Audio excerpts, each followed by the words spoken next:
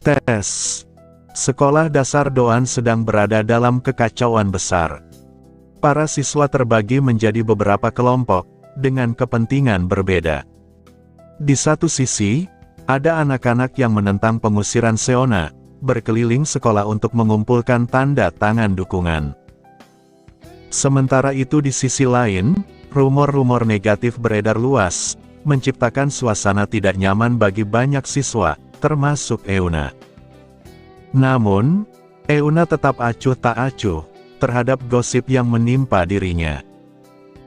Di tengah kekacauan, Eunhyuk dan teman-temannya, termasuk Minji, bekerja keras untuk mendapatkan dukungan bagi Seona.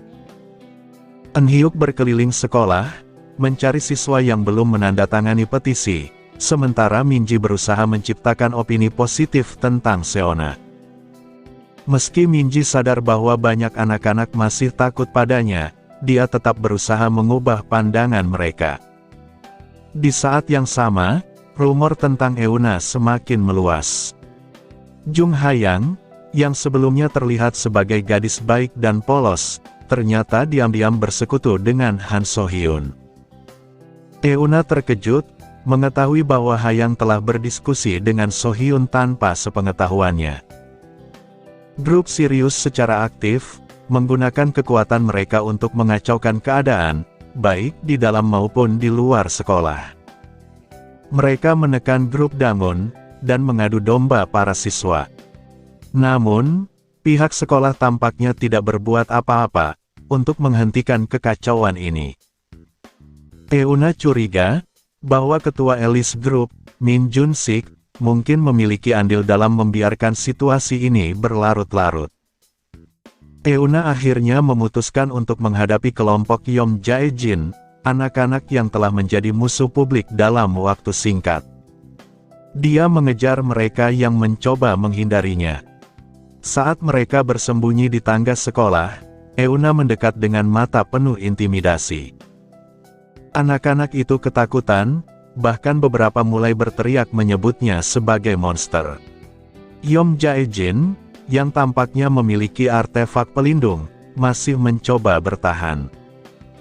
Namun, Euna dengan cepat mengambil kalung artefak itu, dan membantingnya ke lantai. Dengan senyum sinis, dia berbisik sesuatu, sebelum mendorong Jae-jin hingga jatuh dari tangga. Jeritan dan kepanikan memenuhi sekolah, saat anak-anak menyadari, bahwa Jae-jin jatuh dalam kondisi mengenaskan. Saat Jae-jin sadar, dia mendapati dirinya terbaring di ruang perawat.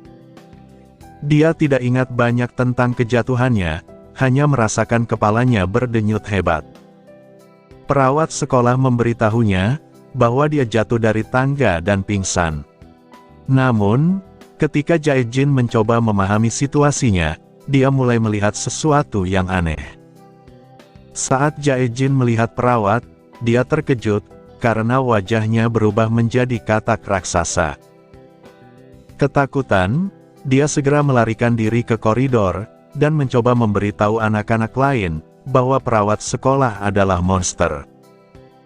Namun, saat dia memegang pergelangan tangan salah satu siswa, dia merasa sesuatu yang licin dan menjijikkan. Kulit anak itu, berubah menjadi sesuatu yang berlubang-lubang, dengan lendir menetes darinya. Saat Jae-jin mengangkat kepalanya untuk melihat anak itu lebih jelas, yang dia lihat bukanlah manusia, melainkan monster. Inilah kengerian psikologis yang dialami Jae-jin, setelah konfrontasinya dengan Euna. Di depan rumah sakit Alice, hampir 100 anak berkumpul, menyebabkan keributan. Minji, yang awalnya hanya mengajak teman-teman sekelasnya untuk mengunjungi Seona, kini harus menghadapi semakin banyak anak yang ingin ikut serta. Situasi semakin tidak terkendali, karena anak-anak yang sebelumnya terpengaruh propaganda Yom Jae-jin, ingin meminta maaf kepada Seona. Namun rencana ini semakin berkembang, ketika Eunhyuk mengusulkan untuk membuat acara kejutan, yang akhirnya mendapat izin dari ketua grup Alice, Min Jun-sik. Euna, Minji, dan Eunhyuk membagi tugas. Minji bertugas menjaga anak-anak agar tidak berisik, sementara Euna dan Eunhyuk menuju kamar Seona. Dalam perjalanan, Euna mencari Hayang untuk mengoordinasikan rencana lebih lanjut. Sementara itu, Eunhyuk membawa buket bunga dan masuk ke kamar Seona, yang selama ini enggan keluar karena takut bertemu orang lain. Meski demikian, hari ini suasana hatinya tampak sedikit lebih baik, bahkan sempat bercanda tentang ingin makan makaron. Di luar, hujan gerimis mulai turun. Eunhyuk menyadari ada yang tidak beres, dan memutuskan untuk menyesuaikan rencana. Saat dia meninggalkan kamar Seona untuk mengambil air bagi bunga yang dibawanya, dia bertemu dengan Euna dan Hayang. Mereka menyadari bahwa hujan ringan ini mungkin menghambat acara kejutan mereka. Hayang berencana menggunakan sihir pelindung untuk menghindari hujan, sementara Euna mengatur strategi ulang. Namun, saat mereka kembali ke kamar Seona, mereka mendapati bahwa kamar itu kosong, Seona menghilang. Di sisi lain, kilas balik ke masa lalu Seona memperlihatkan latar belakangnya yang kelam. Seona adalah seorang Ain berbasis rubah, berbeda dari anak-anak lainnya. Sejak kecil, dia tinggal di gereja, tempat anak-anak terbagi menjadi dua kelompok, yaitu mereka yang ditinggalkan sejak bayi, dan mereka yang dititipkan oleh orang tuanya. Seona termasuk kelompok pertama, tidak memiliki kenangan tentang keluarganya, selain sebuah catatan yang hanya bertuliskan namanya. Meski diasuh oleh Suster Maria dan mendapatkan kasih sayang dari penghuni gereja, Seona tumbuh dengan perasaan berbeda dari yang lain. Dunia luar melihatnya sebagai monster, dan pengalaman pahitnya semakin menegaskan bahwa keberadaannya tidak diterima.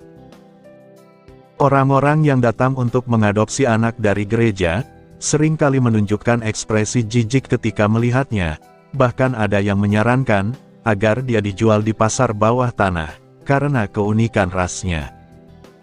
Suster Maria berusaha menanamkan keyakinan bahwa gereja adalah rumahnya, dan bahwa dia berhak bahagia. Namun, Seona semakin lama merasa putus asa. Perlakuan buruk yang terus-menerus ia terima membuatnya meragukan, apakah kebahagiaan benar-benar ditakdirkan untuknya. Di akhir kilas baliknya, Seona yang sekarang merasa kelelahan. Dia mempertanyakan berapa lama lagi dia harus bertahan dalam dunia yang begitu keras terhadapnya. Sementara hujan turun di luar, keberadaannya kini menjadi pertanyaan besar bagi semua orang yang mencarinya. Dalam suasana yang penuh ketegangan, keadaan darurat telah diberlakukan di Damwon Construction, menciptakan hari-hari yang penuh kecemasan bagi semua yang terlibat. Salah satu tokoh kunci, Yong Jun-woo, baru saja meninggalkan anak perusahaan di tengah malam, merasa frustasi dengan tekanan yang terus-menerus menghimpitnya. Saat memasuki kendaraan yang menunggunya, dia mendapat kabar dari Hong Jun-il, ketua Damwon Group, yang menyarankan agar seseorang dari keluarganya dijadikan kambing hitam, dan diserahkan ke kejaksaan sebelum kerugian semakin membesar. Kesal dengan situasi ini, Jun-woo menumpahkan amarahnya di dalam mobil. Dia merasa bahwa dirinya, istrinya, atau saudaranya, bisa menjadi korban dalam konflik kekuasaan ini. Sementara itu, masalah terus menumpuk di berbagai sisi. Sirius Group tampaknya sengaja menunda proyek yang telah dijadwalkan, dan mengekspos ketidakseimbangan antara bahan konstruksi dan anggaran. Grup Abadi, yang tengah dilanda persaingan suksesi, memanfaatkan korupsi di Damwon Construction, untuk menjatuhkan lawan-lawannya. Yang lebih parah, sebuah laporan dari klan Damwon, mengungkap bahwa pasar bawah tanah, yang sebelumnya dianggap sebagai zona merah, kini mengalami krisis besar. Seseorang telah mencuri semua aset di lemari besi, dan klan Damwon tidak memiliki niat untuk mencari pelakunya. Hal ini membuat Damwon Construction semakin terpojok. Situasi menjadi lebih buruk ketika gangster mulai mengganggu proyek-proyek konstruksi, menyebabkan keterlambatan yang merugikan perusahaan. Junwo mencurigai KKE dan C, atau Donghee dan C, sebagai dalang di baliknya, tetapi tidak memiliki bukti kuat. Di tengah kekacauan ini, Junwo juga menerima kabar bahwa putranya, Yom Jae-jin, mengalami gangguan mental di sekolah karena tekanan yang ia hadapi. Namun, ketika sopirnya menyampaikan informasi ini, Junwo mulai curiga. "Bagaimana kau tahu?" tanyanya dengan nada tajam. Sopir itu tetap diam, hanya mengulang pertanyaan secara mekanis, seperti boneka yang mengulangi rekaman. Hal ini menimbulkan ketegangan di dalam mobil, terutama ketika kendaraan mulai menyimpang dari jalur yang biasa mereka lewati. Dalam kepanikan, Junwo menyadari bahwa mereka melaju di jalan berkelok-kelok yang sepi. Sopir itu bertindak aneh, lehernya menoleh ke arah yang salah, matanya tampak kosong, seperti kehilangan akal. Saat itu, Junwo melihat dinding muncul tepat di depan mobilnya. Dengan refleks, ia merebut kendali kemudi, dan memutar arah dengan tajam, menyebabkan benturan keras. Saat dia sadar kembali, dia menemukan sopirnya tidak sadarkan diri. Tiba-tiba, sebuah suara muncul dari kursi penumpang. Seorang anak kecil, yang tidak diketahui sejak kapan berada di dalam mobil, menatapnya dengan ekspresi mengancam. Anak itu tampak seperti iblis yang menyamar, menebar ketakutan yang membuat Junwo merasa lumpuh. "Aku ingin melihatmu menderita," ucap anak itu dengan senyum menyeramkan. Ketakutan memenuhi hati Junwo. Ia memohon agar nyawanya diselamatkan, tetapi anak itu hanya tertawa kecil. "Siapa bilang aku ingin membunuhmu? Kau masih bisa berguna." Junwo tidak bisa berkata-kata. Seluruh tubuhnya kaku, otaknya seakan berhenti berpikir. Anak itu, atau lebih tepatnya iblis, mengatakan sesuatu yang mengerikan. "Kau ditakdirkan untuk tuanmu, gigitlah tuanmu sampai mati." Senyum jahat menghiasi wajah anak itu, sementara Junwo hanya bisa membuka mulut tanpa suara, benar-benar kehilangan akal sehatnya. Di tempat lain, Ketua Hong Jun-il dari Damwon Group, menghubungi Min Jun-sik, Ketua Grup Alice. Ia memohon agar konflik dihentikan, mengakui kekalahannya. Namun, Min Jun-sik hanya tersenyum santai, menyiratkan bahwa dia sama sekali tidak terlibat secara langsung dalam insiden ini. Semua ini adalah hasil permainan yang dilakukan oleh anak-anak mereka. Salah satu anak yang dimaksud adalah Hayang, cucu Min Jun-sik, yang berhasil mengguncang permainan dengan memperluas aliansi antara Alice dan Sirius Group. Pergerakan ini membawa harapan bahwa masa depan tidak lagi berada di bawah kendali Damwon Group, melainkan dalam genggaman kekuatan baru. Namun, satu hal masih menjadi misteri bagi Min Jun-sik. Serangan terhadap Damwon Group tampaknya bukan kebetulan. Seseorang telah merencanakan ini sejak awal. Dengan firasat yang tajam, Min Jun-sik menyadari bahwa semua ini bukanlah bagian dari perang suksesi grup abadi, melainkan serangan langsung terhadap Damwon Group.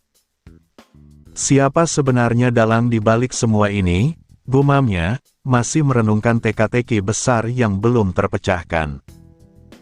Di ruang tamu, televisi terus menyiarkan berita tentang skandal korupsi yang mengguncang dunia bisnis.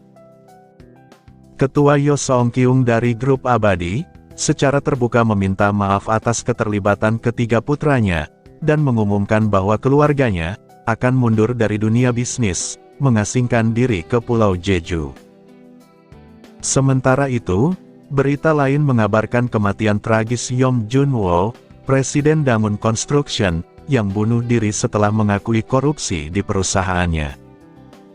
Damwon Construction akhirnya dibiarkan bangkrut, sementara kakak E dan C dan Donghae dan C mengambil alih aset yang tersisa. Boikot terhadap Ain yang sebelumnya sempat mendapat simpati dari media, ternyata tidak berlangsung lama, dan Ain tetap menjadi sasaran penganiayaan sosial. Di sisi lain, di rumah yang hangat dan ramai, Enae berlarian sambil tertawa, diikuti oleh Avernir yang berusia 3 tahun.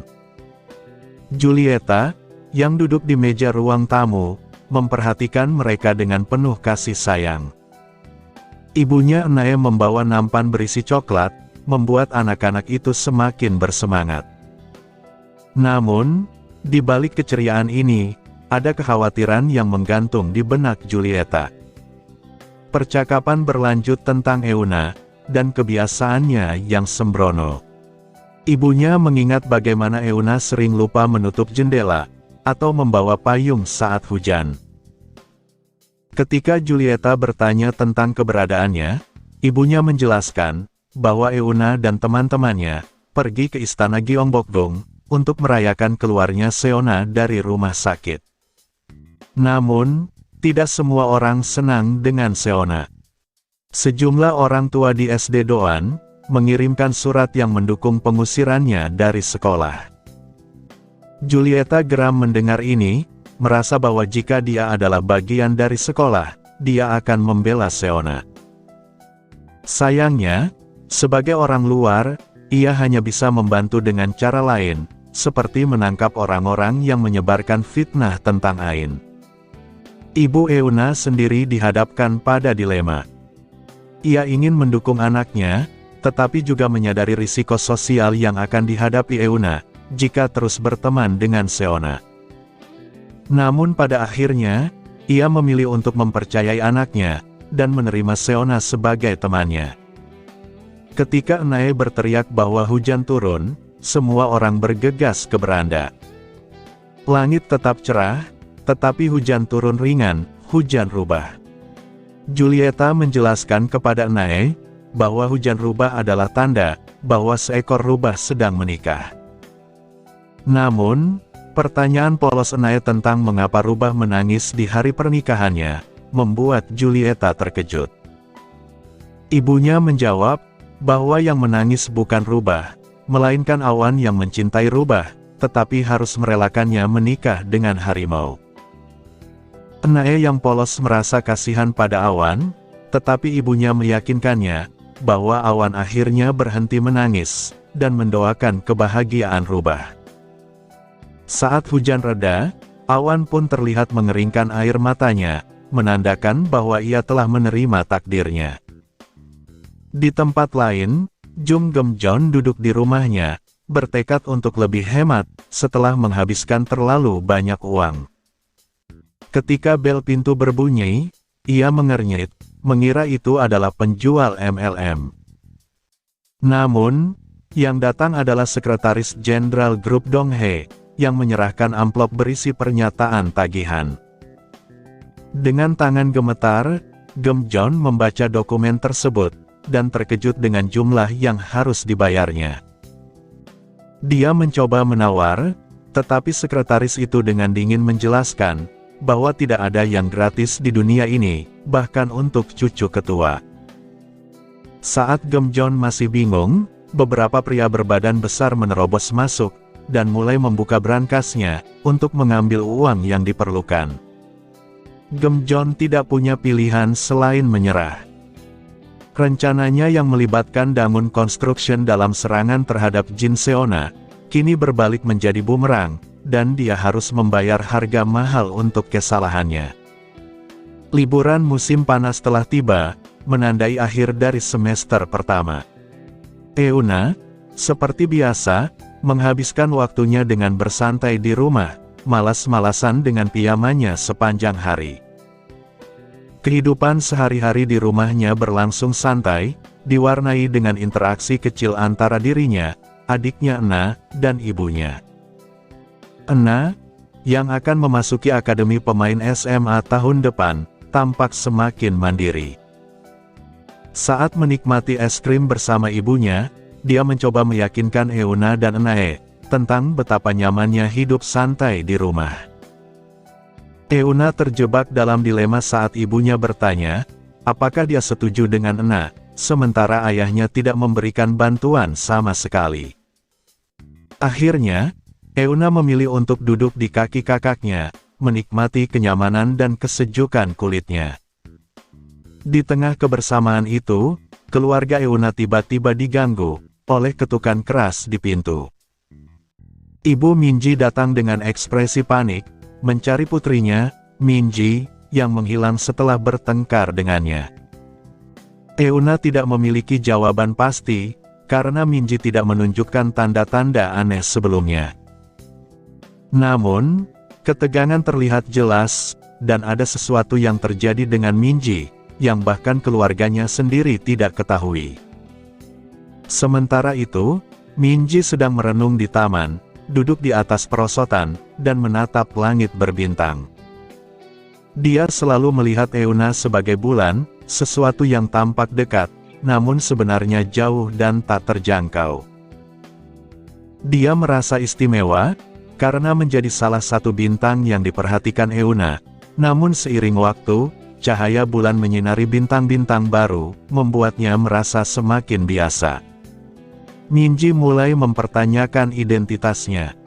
Dia tidak ingin hanya menjadi bintang yang redup, tapi ingin berdiri sejajar dengan Euna. Keinginannya untuk menjadi lebih kuat, membuatnya memutuskan untuk bergabung dengan Akademi Pemain, bukan hanya demi bersinar, tapi juga untuk melepaskan diri dari kendali orang tuanya.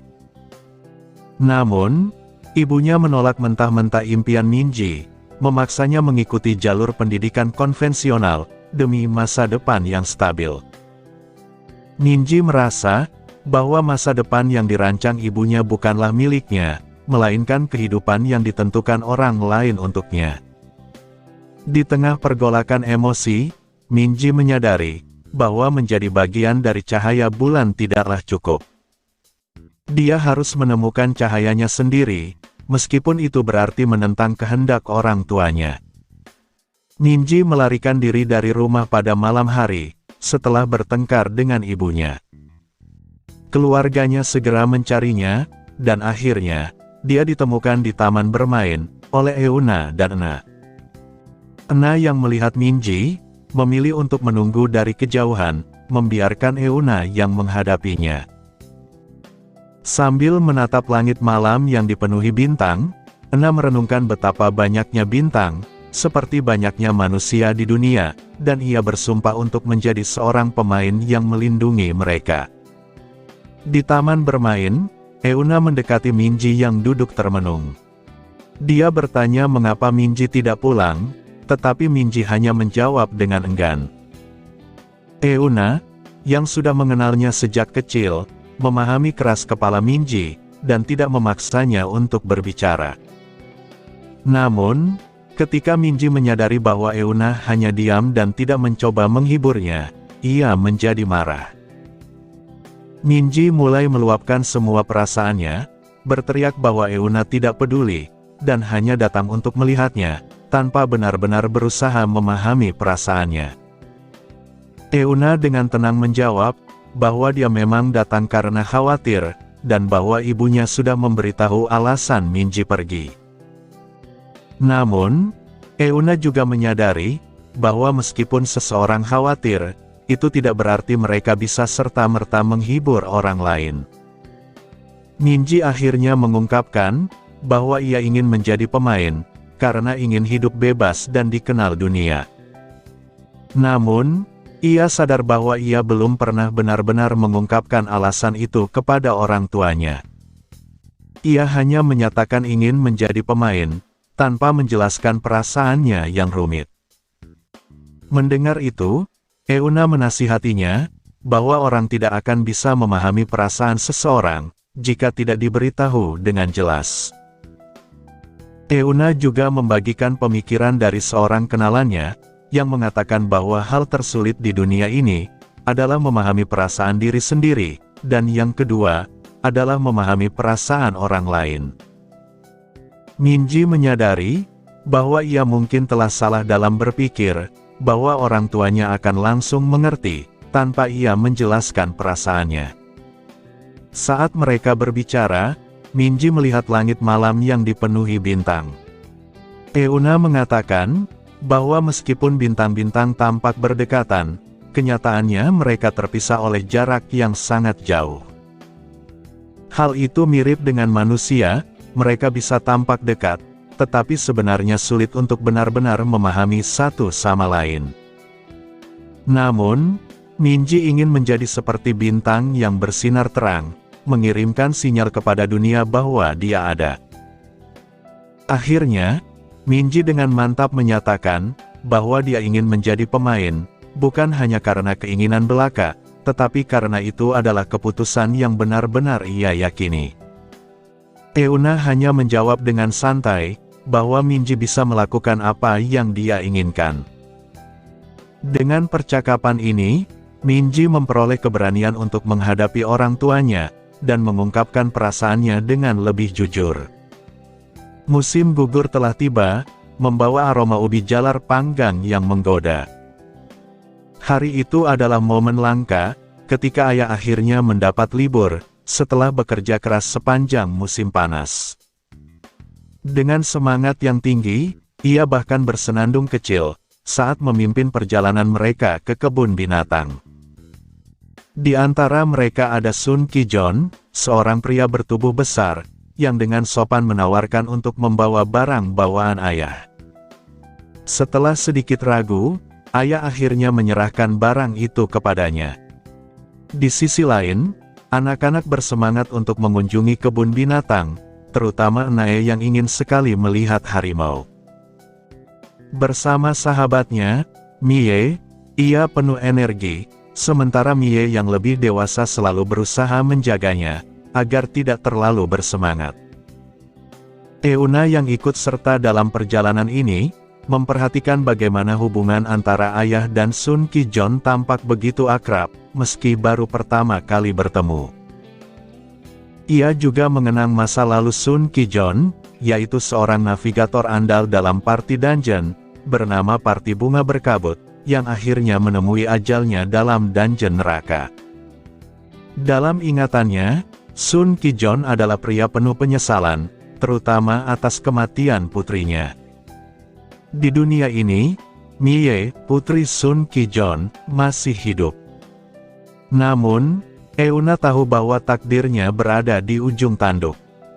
Di kehidupan sebelumnya, Mie meninggal dalam insiden penyerangan monster di taman kanak-kanak, saat ia berusia 7 tahun.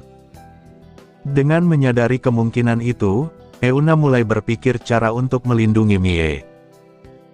Ia berencana meminta bantuan Paman Bruno, serta memberikan artefak perlindungan berupa sapu tangan berisi lambang daun grup, kepada Nae. Di tengah perjalanan, mereka berhenti untuk beristirahat dan membeli makanan. Saat itu, Nae tertarik dengan sekumpulan merpati, dan mencoba memberi mereka makan. Sayangnya, aksi ini malah menarik perhatian kawanan merpati, yang langsung mengerumuninya.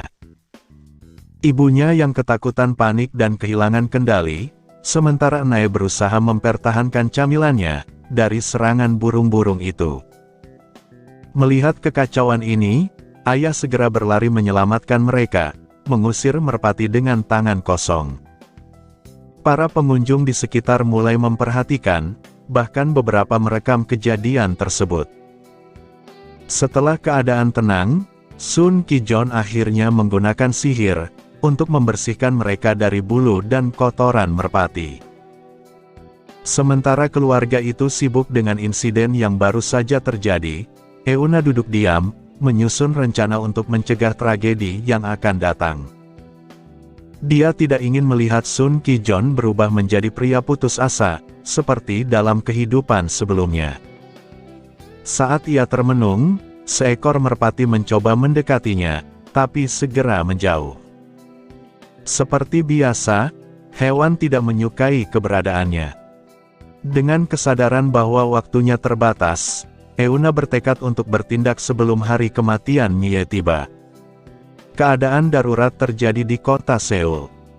Kepompong transparan di kawasan Gangbuk mulai berguncang hebat, menarik perhatian publik.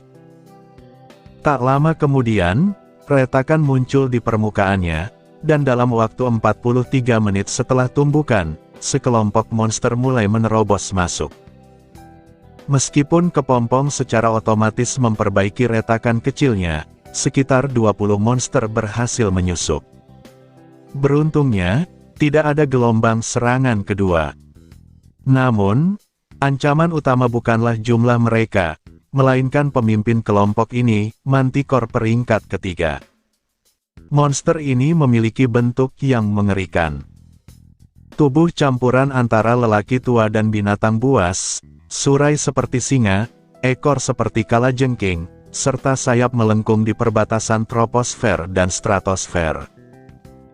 Yang lebih berbahaya, Manticore mampu memanipulasi petir sesuka hati, dan mengeluarkan suara berfrekuensi rendah, yang bisa menghancurkan mental lawannya.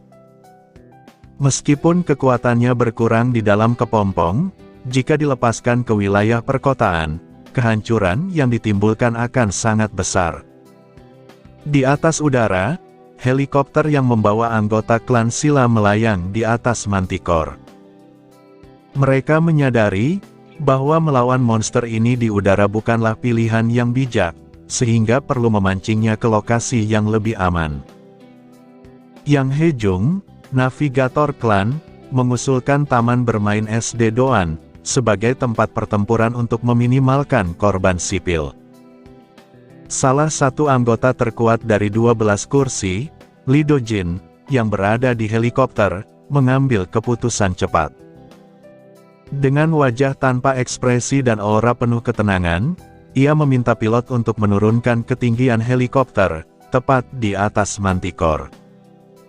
Para anggota klan terkejut saat mendengar rencananya, di mana ia berencana untuk melompat ke punggung Manticore tanpa parasut.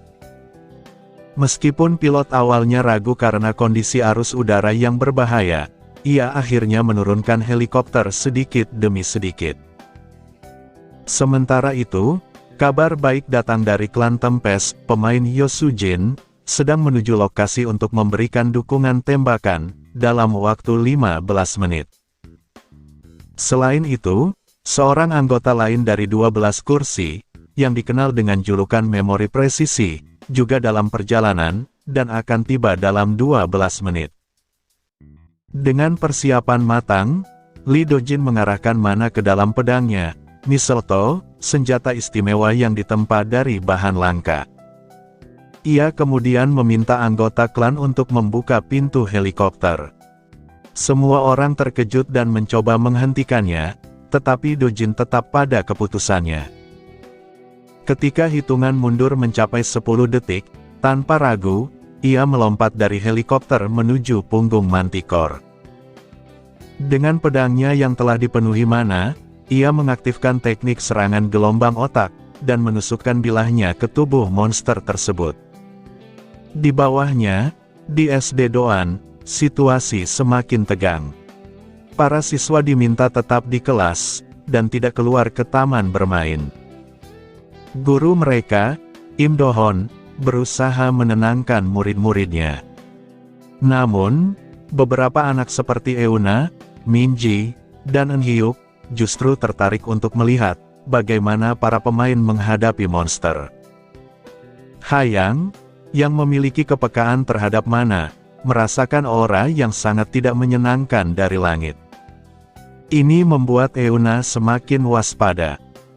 Meskipun ia berusaha tenang, ia menyadari bahwa ancaman yang datang kali ini bukanlah sesuatu yang bisa diremehkan.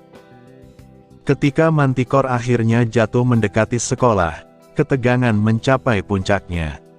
Dan saat petir membelah langit, pertarungan sebenarnya pun dimulai. Li Dojin adalah salah satu anggota dari 12 kursi yang relatif bebas masalah dibandingkan dengan rekan-rekannya. Berbeda dengan Kang Hyun Chol yang kerap bertindak sembrono, Li Dojin dikenal sebagai pemain yang sopan, bijaksana, dan berbakat dalam menggunakan mana. Selain itu, wajah tampannya membuatnya menjadi sosok populer di kalangan masyarakat, terutama setelah ia muncul di televisi, sebagai bagian dari kampanye citra pemain, oleh organisasi manajemen mana. Di dalam kelas, Euna dan temannya, Minji, memperhatikan Lee Dojin yang sedang bertarung melawan Manticore. Minji, yang tergila-gila padanya, tidak bisa menyembunyikan kekagumannya, sementara Euna lebih memilih untuk tidak terlibat dalam kegemparan tersebut. Sementara itu, Seona, seorang gadis dengan telinga rubah, mengamati pertempuran dengan serius. Dia mengagumi cara bertarung Lee Dojin yang strategis, dan mencoba menghemat mana. Pertarungan mencapai klimaksnya ketika Manticore, yang terluka parah, melakukan serangan terakhirnya dengan melancarkan sihir yang menyerupai petir ke arah Lee Dojin. Para murid yang menyaksikan adegan itu berteriak panik, tetapi Euna tetap tenang, mengetahui bahwa Lee Dojin memiliki kemampuan untuk mengubah mana menjadi listrik, sehingga petir justru menjadi sumber kekuatannya. Manticore yang putus asa, berusaha melarikan diri dengan terbang ke arah sekolah, mencoba menyerang dengan sihirnya. Namun, sebelum sihir itu mencapai targetnya, sebuah peluru yang ditembakkan dari luar radar, langsung menghantam dahi monster tersebut, membunuhnya seketika. Keakuratan tembakan itu membuat Euna bertanya-tanya siapa penembaknya, karena hanya sedikit orang yang memiliki kemampuan menembak sehebat itu. Setelah kemenangan Lee Dojin, suasana di sekolah berubah menjadi sorak-sorai. Murid-murid, terutama para gadis, berteriak memanggil namanya, dan menyatakan cinta mereka. Di sisi lain, Eun Hyuk, seorang murid yang juga menyaksikan pertempuran, merasa sangat terinspirasi oleh aksi Lee Dojin, dan bertekad untuk menjadi sehebat dia. Saat waktu makan siang tiba, Lee Dojin mengalami kesulitan untuk menikmati makanannya, karena dikerumuni oleh murid-murid yang ingin berbicara dengannya.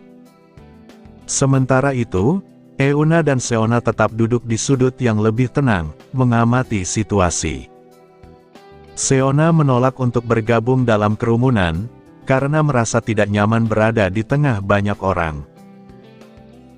Di antara kekaguman dan kegaduhan, satu hal yang menjadi jelas, adalah bahwa Lee Dojin bukan hanya seorang pemain berbakat, tetapi juga sosok yang mampu menarik perhatian banyak orang, baik karena kemampuannya, maupun karena kepribadiannya yang menawan. Sementara itu, Euna dan teman-temannya mulai menyadari, bahwa dunia di sekitar mereka mulai berubah, dan mungkin, suatu saat nanti, mereka juga harus mengambil peran yang lebih besar dalam kisah ini. Yo Sujin, anggota termuda dari 12 kursi, dikenal sebagai seseorang yang sering tenggelam dalam kemalasannya.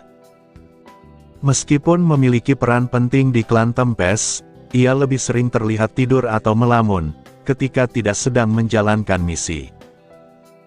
Akibatnya, keberadaan klan Tempest di panggung politik menjadi kurang maksimal, terutama setelah Yo Sujin menggantikan Shin Myung Hwan, yang tewas di tangan pemerintahan peri. Kang Ye-hye, pemimpin klan Tempest, sebenarnya tidak puas dengan keputusan pemerintahan peri, yang memilih Yo Sujin. Namun, sponsor mereka, Grup Pine, tetap netral dalam situasi politik yang semakin panas. Jika yang duduk di kursi itu bukan Yo Sujin, Kang Ye-hye mungkin sudah menyerang pemerintahan peri sejak lama. Namun, di tengah intrik politik tersebut, Yo Sujin sendiri justru menunjukkan sisi yang jauh dari kesan serius. Di sebuah toko, ia terlihat dengan santai menikmati makanan, mengenakan pelindung pendengaran, sambil mengabaikan omelan Hayang dan Seona yang duduk di sebelahnya. Ia melahap pizza ubi jalar tanpa ragu, lalu beralih ke hamburger yang belum sepenuhnya matang. Seona yang melihat tingkahnya merasa tak percaya, bahwa seseorang sepertinya, bisa menjadi salah satu dari 12 kursi. Euna, yang diam-diam mengamati, merasa terkejut melihat sisi lain dari Yo Sujin. Dulu, ia hanya mengenalnya sebagai penembak jitu yang pendiam, tetapi kini ia menyadari, bahwa wanita itu ternyata juga seorang pecinta makanan yang cukup ceroboh. Tiba-tiba, suasana berubah ketika Precious Memory, salah satu dari 12 kursi, muncul di tengah kelompok mereka. Dia mengingatkan Yo Soo-jin, bahwa mereka masih memiliki tugas yang harus dilakukan, tetapi Yo Soo-jin yang masih mengantuk, menolak untuk segera kembali ke markas. Precious Memory akhirnya membiarkannya tetap di sana, sementara ia sendiri melanjutkan penyelidikan. Di sisi lain, Euna mulai mempertanyakan sesuatu yang lebih besar, bagaimana mungkin monster sekuat Manticore bisa muncul di tengah-tengah kota Seoul yang dilindungi oleh Chochon atau Kepompong. Chochon seharusnya mampu menghambat mana dan mencegah monster masuk. Jika Manticore dan sekitar 20 monster lainnya berhasil menembus perlindungan itu, maka ada sesuatu yang tidak beres. Saat mereka berdiskusi, Yo Soo-jin tiba-tiba menggumamkan sesuatu yang sederhana, namun mengerikan. Monster hanya melihat manusia sebagai makanan. Tidak ada alasan lain bagi mereka untuk menyerang, kecuali untuk memangsa manusia. Kata-katanya yang penuh kebencian terhadap monster, dan kepasrahan terhadap dunia ini, membuat Seona dan Hayang terdiam. Ketegangan yang sempat muncul, akhirnya mereda dengan kedatangan Lee Do-jin, seorang anggota 12 kursi lainnya, yang memiliki sifat lebih ceria. Kehadirannya membuat suasana menjadi lebih ringan, terutama di antara anak-anak, yang langsung bersorak gembira. Di tengah keriuhan itu, Lee Do-jin menawarkan untuk membuat coklat panas, bagi siapa saja yang menginginkannya. Yo Soo-jin, yang awalnya tampak tidak peduli, langsung berubah ekspresi, dan tanpa ragu meminta 1 cangkir untuk dirinya sendiri. Bahkan Precious Memory pun ikut memesan.